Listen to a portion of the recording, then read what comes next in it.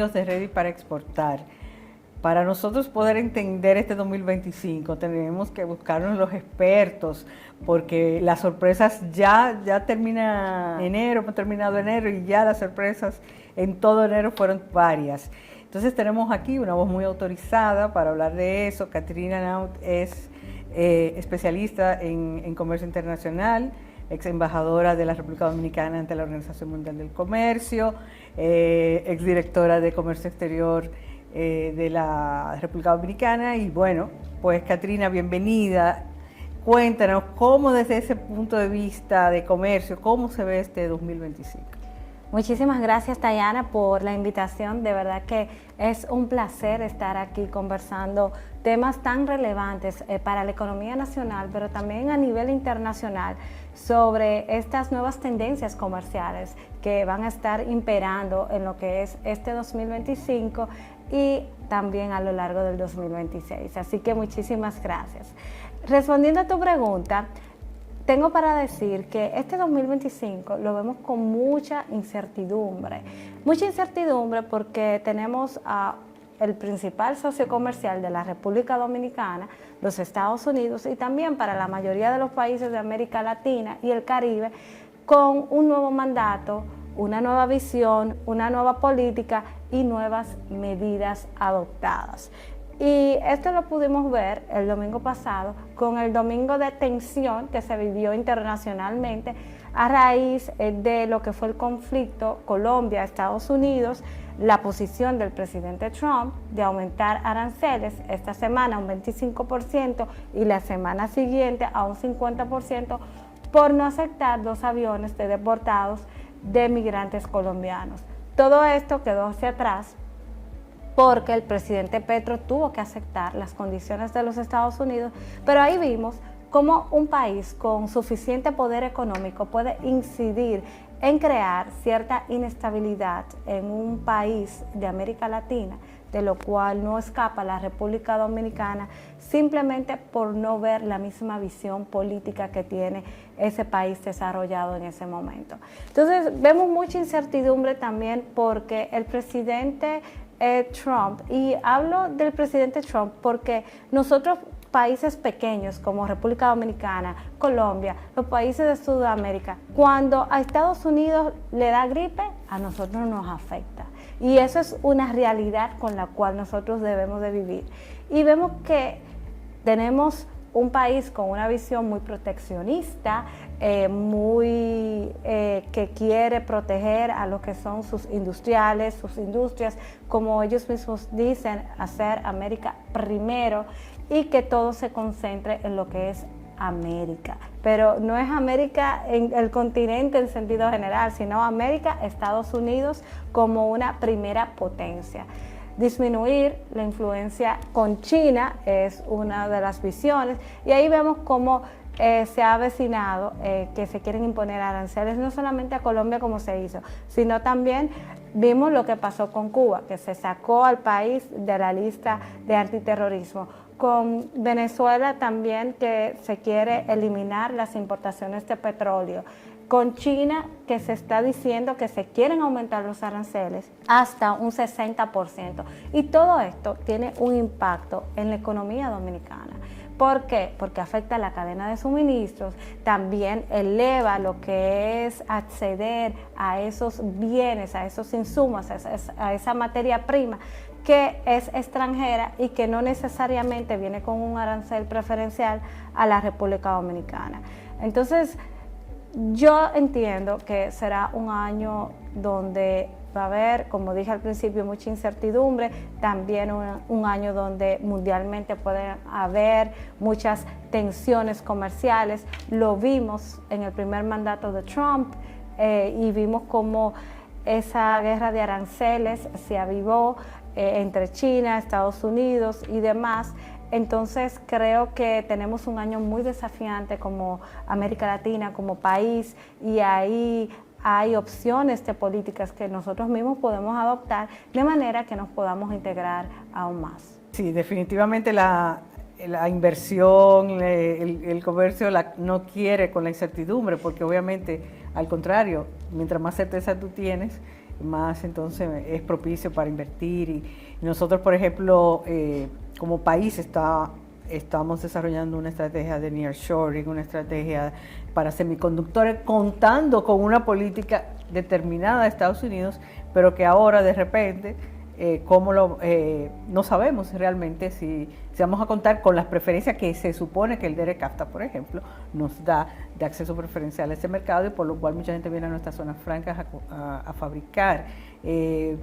¿Tú crees que se atreverán a romper los acuerdos? Ya él ha amenazado con el de México, con el de Norteamérica. Mira, ya él ha amenazado con una renegociación del acuerdo entre México y Canadá.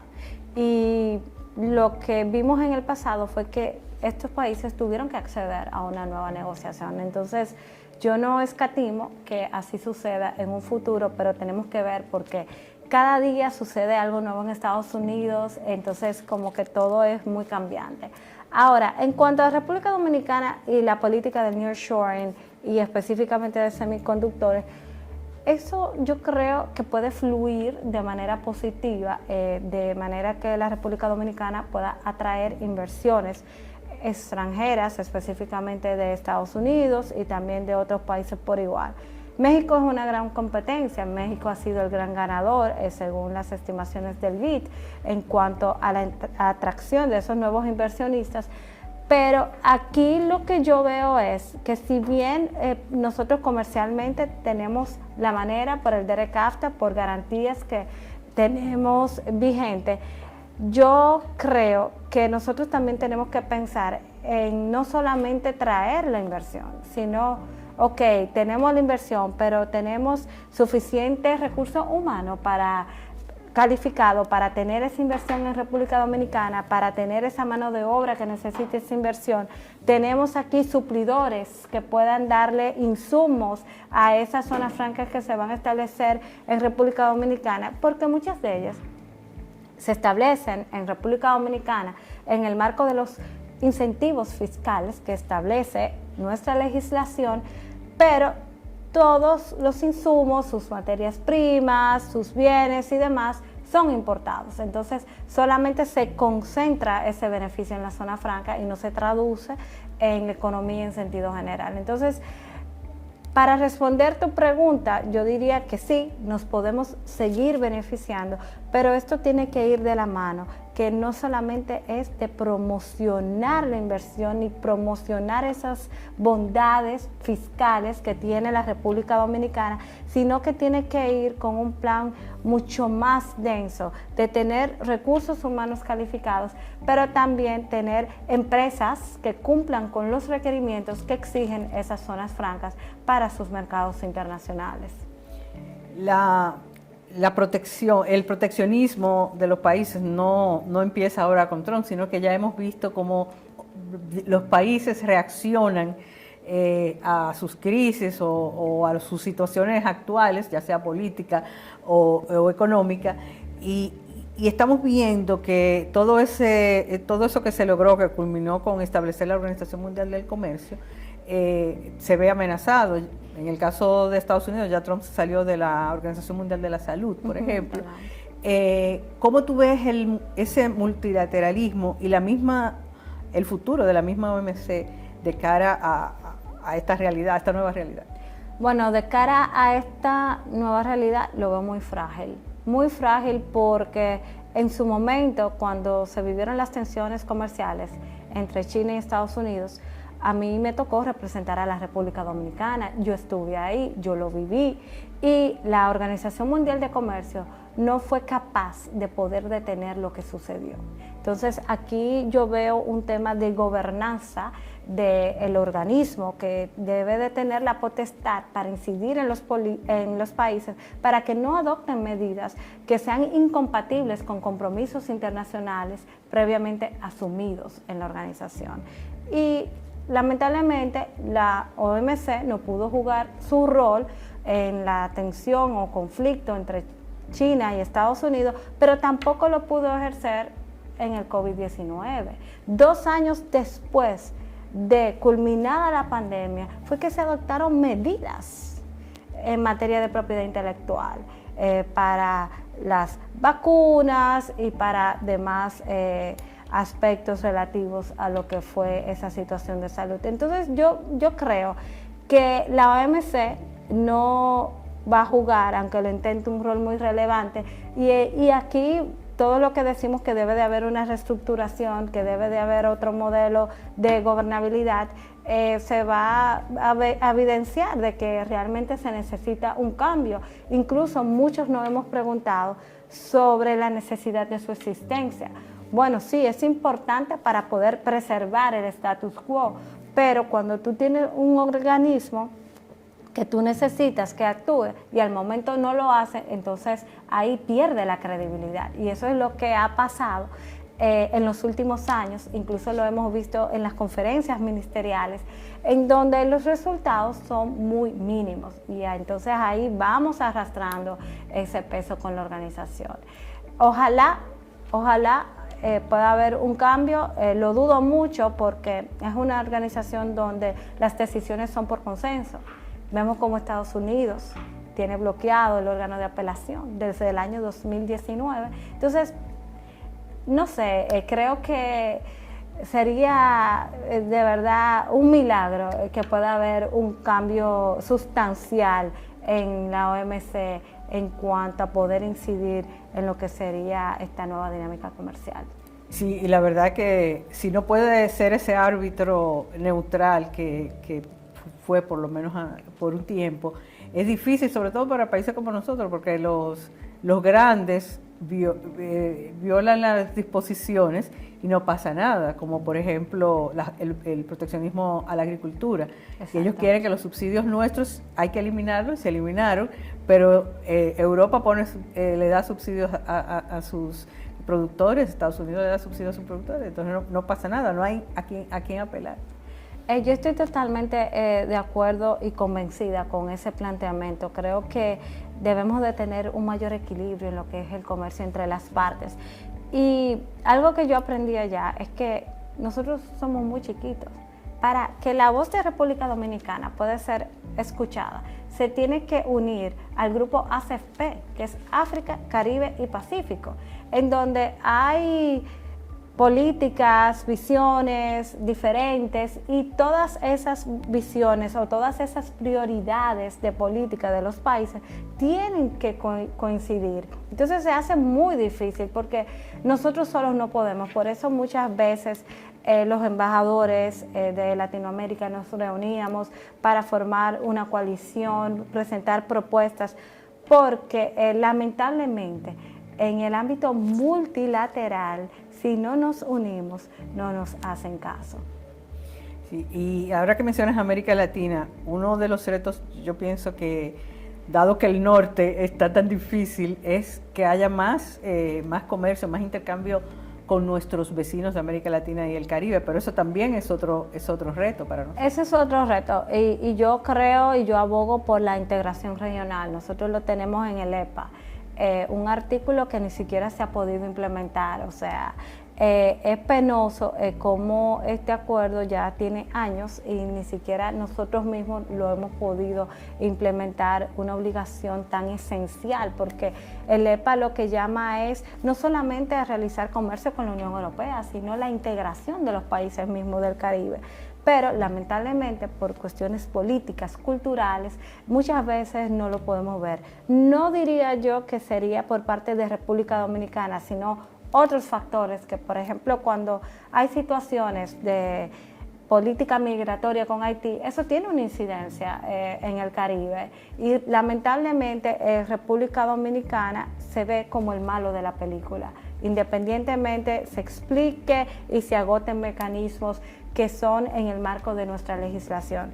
Pero independientemente de esa fragilidad que nosotros tenemos con las relaciones bilaterales y también multilaterales en el Caribe, yo creo que tenemos otros espacios. Tenemos Centroamérica, donde tenemos 2 acuerdos de libre comercio, el bilateral con Centroamérica, el de ERECAFTA, también tenemos un acuerdo de alcance parcial con Panamá, y de igual forma nosotros podemos explorar con Sudamérica.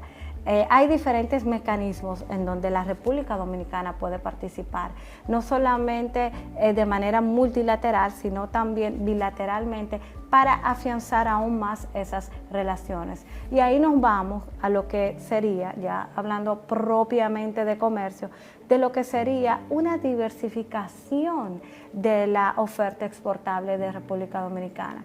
Porque más del 50% nosotros lo tenemos exportando hacia los Estados Unidos.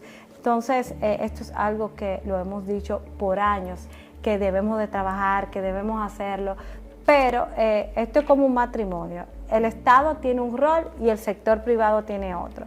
Si nosotros no le damos las capacidades a nuestras empresas, no van a poder acceder a esos mercados como el de Estados Unidos y la Unión Europea. Entonces, siempre he dicho que nosotros tenemos que mirar hacia Centroamérica. Nosotros tenemos un déficit comercial con ese país, o con la región, mejor dicho, por años. Entonces, ¿qué políticas estamos implementando para motivar a los empresarios a que puedan realizar inversiones, puedan exportar más? Independientemente, tenemos economías muy complementarias, pero ellos sí han podido aprovechar el DERECAFTA. Y tenemos que evaluar qué está pasando con República Dominicana. Lamentablemente se nos acaba el tiempo, pero no te puedo dejar de ir sin preguntarte ante ese panorama, ¿qué consejo tú le darías a una empresa dominicana que dice cómo me mantengo competitivo en un panorama tan incierto? Bueno, mira, yo te voy a dar yo te voy a decir un consejo en base a la experiencia vivida últimamente. Y para una empresa poder acceder a mercados internacionales, poder mantenerse competitivo en el mundo de hoy, tiene siempre que innovar y hacer uso de las tecnologías. No pudimos hablar sobre la inteligencia artificial, pero creo que es algo que si una empresa en el día de hoy no hace uso de esas tres cosas, lamentablemente está condenada al fracaso. Entonces yo motivo a que también verifiquen las oportunidades de cooperación no reembolsable existentes en las instituciones del Estado, organismos internacionales, porque hay mucho financiamiento para las pymes dominicanas para que puedan cumplir con esos requerimientos que nos exigen esos mercados, que son una gran oportunidad para todos nosotros. Bueno, que esta sea un llamado a la acción, así que muchísimas gracias, Katrina Henao, por estar con nosotros en el día de hoy. A ustedes los esperamos la próxima semana en Ready para Exportar y en Metrópolis.